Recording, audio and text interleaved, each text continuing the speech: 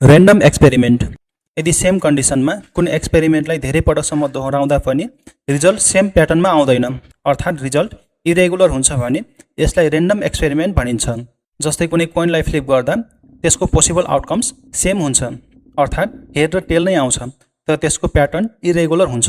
र त्यसै गरी डाइसलाई रोल गर्दा त्यसको पोसिबल आउटकम्स 1 देखि 6 नै हुन्छ, तर त्यो रेगुलर प्याटर्नमा आउँदैन। जस्तै 1 पछि 2 आउनु पर्ने, तर 1 देखि 6 भित्र जुनसुकै नम्बर पनि आउन सक्छ। यसैलाई नै र्यान्डम एक्सपेरिमेन्ट भनिन्छ।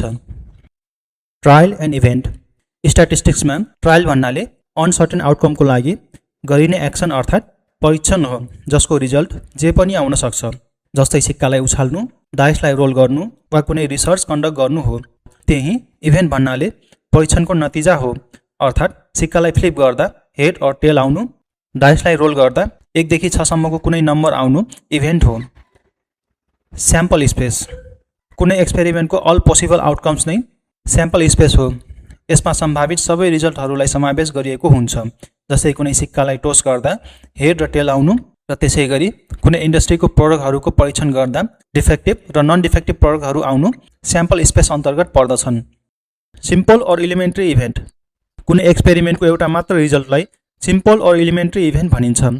जस्तै 3वटा सिक्कालाई एकैसाथ टस गर्दा त्यसको रिजल्टहरू क्रमशः head head head, head head tail, head tail tail र टेल टेल टेल आउन सक्छ। तर ती रिजल्टहरूमध्येको एउटा मात्र रिजल्ट अर्थात् 3वटा हेडलाई सिम्पल अर इलिमेन्ट्री इभेन्ट भनिन्छ। Compound or composite events. Elementary इभेन्टहरूको समूहलाई नै कम्पाउन्ड अर कम्पोजिट इभेन्ट भनिन्छ। जस्तै यदि 2वटा सिक्कालाई एकैसाथ उछाल्दा head head, head tail, tail head वा टेल टेल आउन सक्छ। यो छुट्टा छुट्टै रिजल्टलाई सिम्पल अर इलिमेन्ट्री इभेन्ट भनिन्छ भने सम्पूर्ण रिजल्टहरूको समूहलाई कम्पाउन्ड अर कम्पोजिट इभेन्ट भनिन्छ। Equally likely event. यदि अन्य कुराहरू यथावत रही दिएको विकल्पहरूमध्येबाट एउटा विकल्प छान्दा प्रस्तुत सबै विकल्पहरू वा रिजल्टहरू छनौट हुने सम्भावना बराबर हुन्छ भने यस्तो अवस्थालाई इक्वली लाइकली इभेन्ट भनिन्छ। जस्तै कुनै सिक्कालाई उछाल्दा हेड र टेल आउने सम्भावना बराबर हुन्छ।